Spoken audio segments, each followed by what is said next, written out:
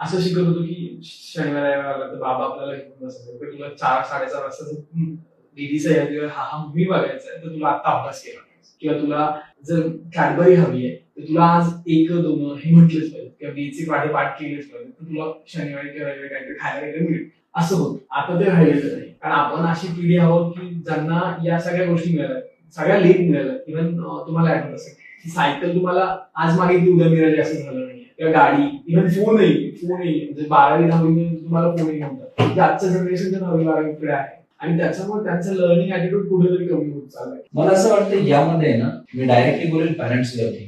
मला माझ्या घरचे एवढे मारायचे की मी अक्षरशः तापून जायचो, आणि तापून जायचो तर परत मम्मी यायची, अंडाभर डोक्यावरती पाणी होतायची, तरी पण मी सुधरत नव्हतो. एवढा मार खाल्लेला आहे मी लहान असताना. आणि जोपर्यंत म्हणजे तुम्हाला अरे हा मार नाहीये, हे त्यांचं प्रेम आहे, पण तुम्हाला जोपर्यंत हे प्रेम भेटणार नाही किंवा